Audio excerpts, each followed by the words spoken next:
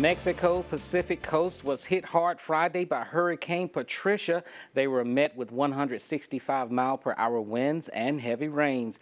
It was downgraded to a tropical depression after making landfall. Now Texas is bracing for more flooding. Steve Nannis reports. We're safe, we're sound. That's all you can say. Hurricane Patricia roared ashore in Mexico Friday night. Now downgraded to a tropical depression, the storm is the most powerful ever recorded in the Western Hemisphere, downing trees and damaging buildings in central Mexico. The 165-mile-an-hour wind sent vacationers heading for home. We used the hotels' service buses for their employees. That was the only way we got out. Officials fear the system could add to existing storms already hitting parts of the U.S. Corsicana, Texas, about 55 miles south of Dallas, received 16.5 inches of rain overnight Friday. Saturday morning, emergency personnel tried to free 2 Union Pacific employees from their overturned train. The freight derailed after it was partially submerged by floodwaters, waters that stranded drivers as well. I have a kind of little car, and I just didn't think I could make it. And so I stopped and freaked out and called 911, and they were like, "We'll just stay there." Houston could be particularly hard hit. Forecasters predict the city might receive up to 12 inches of rain over the weekend and into Monday. The mayor says localized street flooding could make things dangerous for residents. We want to make sure that once that rain starts, that we decide to stay home. That rain is coming, and officials fear elevated tides will add to the risk of severe flooding. I'm Steve Nannis reporting. Just walk right through. And welcome to the news at 10. I'm Jabari Pruitt here with Peter Crank. And Peter, Patricia was recorded as the strongest hurricane in U.S. history now that it's been downgraded to a tropical storm. How does that affect us here? That's right. Patricia did hit wind speeds and wind gusts at 245 miles an hour before it hit landfall. Landfall is a little bit weaker than that. And now it is a tropical depression. It's now moving along the Texas Gulf Coast. And if we take that shot full screen, we can see just exactly what all is going on with that. We are seeing that rain shield across much of the state of Louisiana, eastern Texas, Arkansas, and portions of Mississippi as well. For us here in Alabama, we are dry at the moment, but that rain is heading our direction. We'll see that move into the area tomorrow with temperatures back into the mid and upper 70s as that rain arrives. Jabari?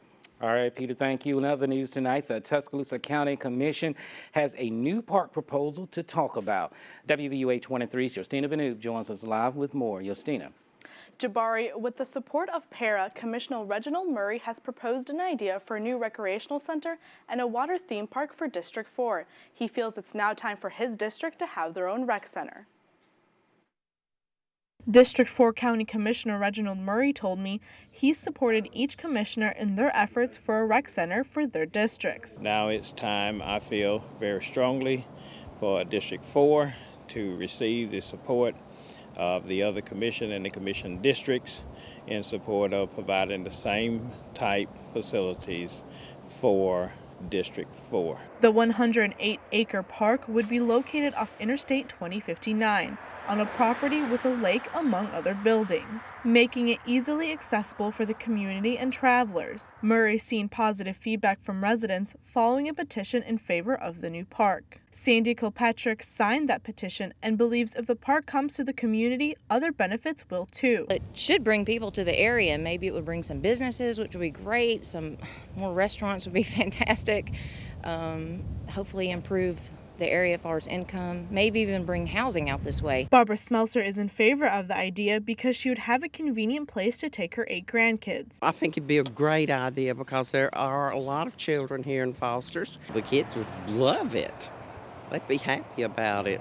And the parents would be happy that they had a place to take the children. Murray says the county commission has already approved $700,000 to purchase park property for District 4. I'm seeking an additional $700,000 that will make a total of $1.4 million. And $1.3 million of that total will go towards purchasing the property for the proposed park.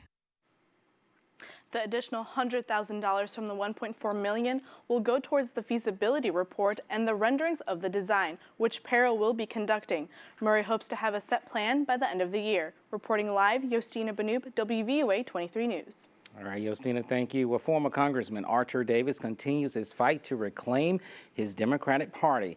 Davis is fighting to run for Montgomery County Commission under the Democratic banner.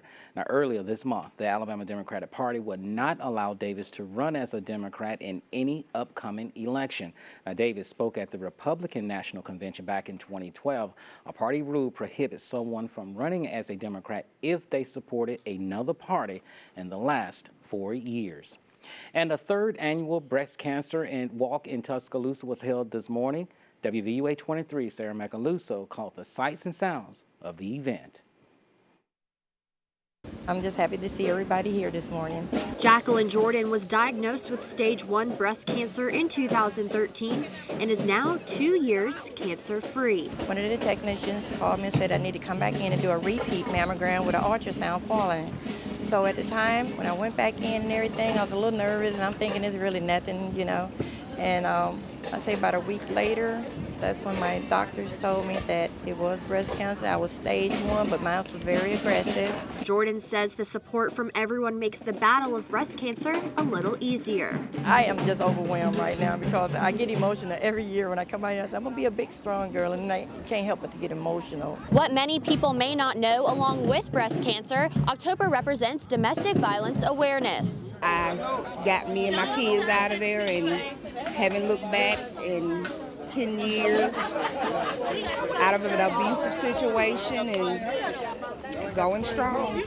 It's important for the community to know that breast cancer and domestic violence, it goes hand in hand, and it's in the same month, because letting people be aware of domestic violence, it saves lives as well. Reporting in Tuscaloosa, Sarah Macaluso, WVUA 23 News. Oklahoma State University fans are mourning tonight after a deadly homecoming parade crash. Police say a 25-year-old woman was arrested on a DUI charge. Authorities say the crash killed 4 people and injured 34. 7 remain critical. The investigation continues.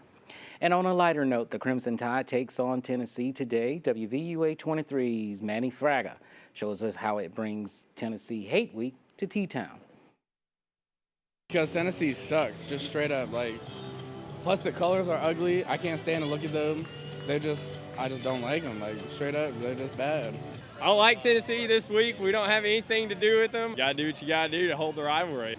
I mean, it goes back for years and years and years of hatred. Great rival. I mean, it's just time for the Vols to make it relevant again. Why don't we hate Tennessee? I mean, look at that orange right there. It's nasty. It's like when you're on vacation, you're driving through that town that just smells terrible, and you look around, you're in Tennessee. You're right by their stadium. You know, everybody's got their thing, I guess, and what they like. But you know, me, I don't know. It's just what everybody likes. And, I mean, we got a good team going so far. As long as they can keep everything going, we'll be good. I think that's the way to go, honestly. We'll show up, we'll play as hard as we can, take the week off, and be ready for LSU.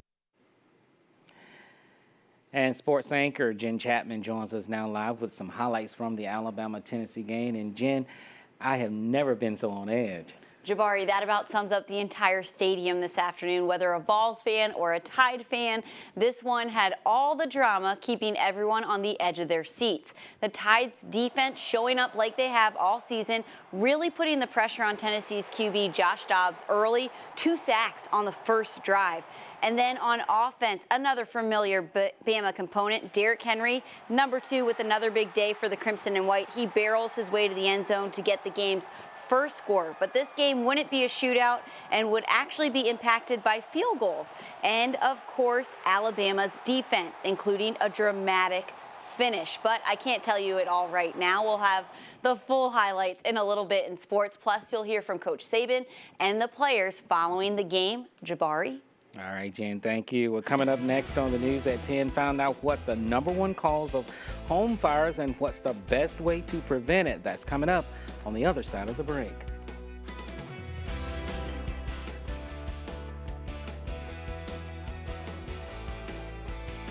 And cooking is the #1 cause of house fires. WVUA 23's Lynn Brooks shows us the mistake that could send your home up in flames.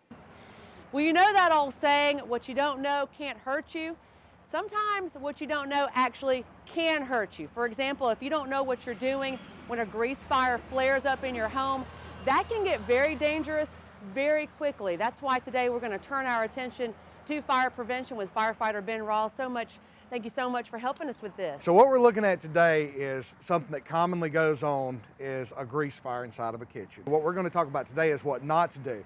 And one of the things that everybody knows to put on fire is water. Why do you think people go with water? Because that's just what we think. It's just fire. Yeah, you think fire and you think you put water on it. There are other things you can use, of course. It's a real good idea in a kitchen at your house to have an ABC fire extinguisher. All right, so now we've got a little fire going. If you notice, one of the first things that happened, that white smoke that was coming off of it is not burnt. You don't have that white smoke coming off of it, and you start to get a little bit of black smoke coming off of it now. That's because it has reached its combustion point, so it's going to burn real good. But like I said, what we're looking at is what not to do. So Lynn, if you'll move back over here, I'm going to pour a little water over in this so we can be back from a safe distance.